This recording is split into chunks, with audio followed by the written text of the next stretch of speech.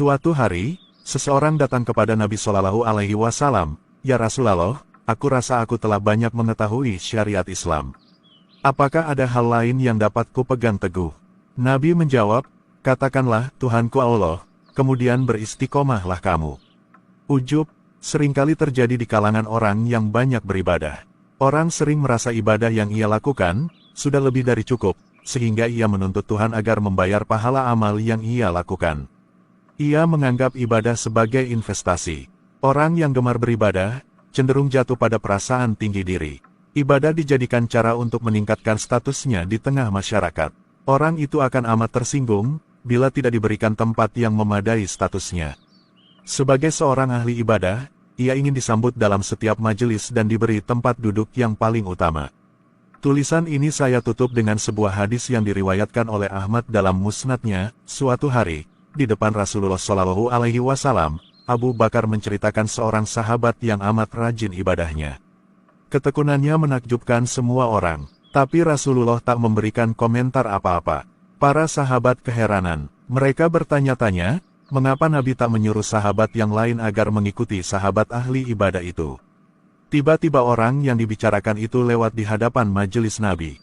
Ia kemudian duduk di tempat itu tanpa mengucapkan salam. Abu Bakar berkata kepada Nabi, "Itulah orang yang tadi kita bicarakan, ya Rasulullah."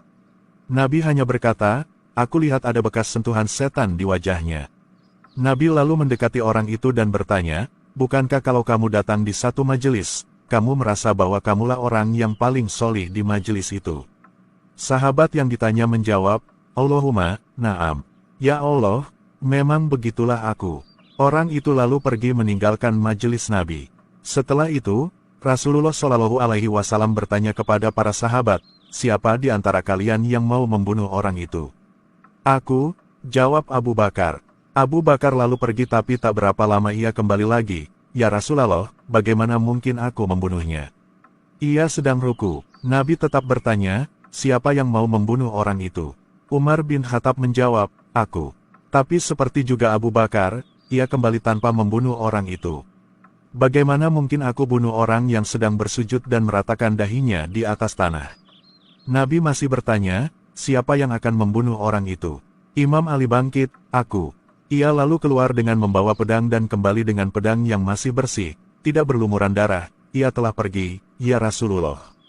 Nabi kemudian bersabda, "Sekiranya engkau bunuh dia, umatku takkan pecah sepeninggalku." Dari kisah ini pun kita dapat mengambil hikmah, selama di tengah-tengah kita masih terdapat orang yang merasa dirinya paling solih, paling berilmu, dan paling benar dalam pendapatnya, pastilah terjadi perpecahan di kalangan kaum muslimin. Nabi memberikan pelajaran bagi umatnya, bahwa perasaan ujub akan amal solih yang dimiliki adalah penyebab perpecahan di tengah orang Islam. Ujub menjadi penghalang naiknya manusia ke tingkat yang lebih tinggi. Penawarnya hanya satu, belajarlah menghinakan diri kita. Seperti yang dinasihatkan Bayazid al-Bustami kepada santrinya. Semoga paham.